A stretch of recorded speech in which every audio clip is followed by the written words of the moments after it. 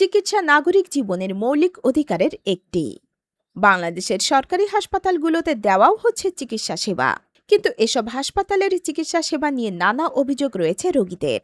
সরকারি হাসপাতালের ব্যস্ততা ও সীমাবদ্ধতার মাঝে একজন সাধারণ রোগীর চিকিৎসা পাওয়ার সংগ্রামের বাস্তব চিত্র নিয়ে আমাদের এই বিশেষ ধারাবাহিক আয়োজন, যেখানে তুলে ধরা হবে কেবল সরকারি হাসপাতালই নয়, বেসরকারি হাসপাতাল ও ডায়াগনস্টিক সেন্টারগুলো সেবাদানের মানের চিত্রও।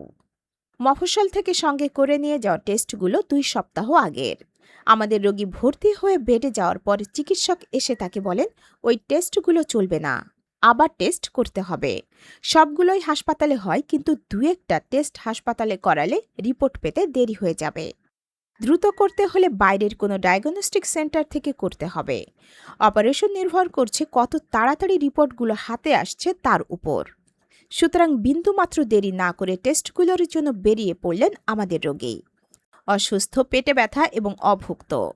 টেস্টের জন্য টাকা জমা দেওয়ার লাইন আউটডোরে 5 নম্বর কাউন্টারে।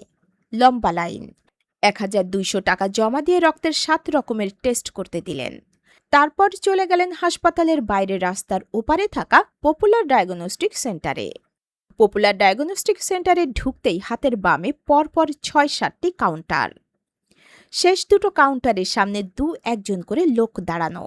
সেখানে গিয়ে কাউন্টারের ওপাশে বসা সেবা প্রদানকারী ব্যক্তিকে আমাদের রোগীর টেস্ট করাতে চান জানালে প্রথমবার কথার কোনো জবাব দিলেন না সেবা প্রদানকারী।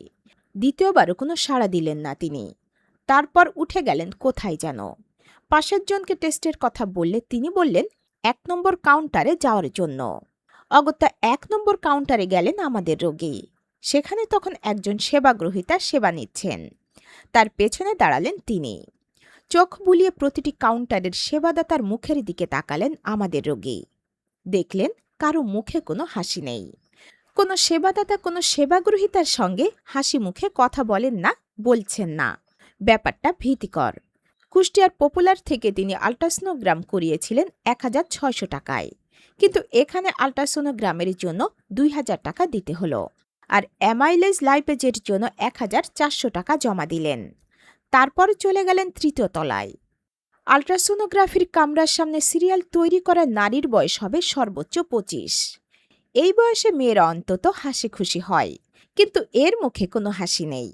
তার সামনে গিয়ে দাঁড়াতেই খুব রূঢ়ভাবে বললেন, কি চাই?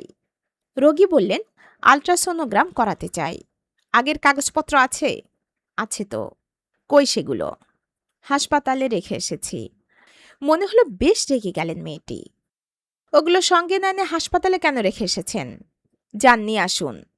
প্রস্রাবের চাপ না থাকলে আল্ট্রাসোনোগ্রাম হবে না। তার কথা শুনে আতঙ্কিত হওয়ার দশা আমাদের রোগীর। ছোট ভাইকে সঙ্গে নিয়ে আবার তিনি নিচে নামলেন। তাকে সোহরাওয়ার্দীতে পাঠিয়ে দিলেন আগের কাগজ আনার জন্য।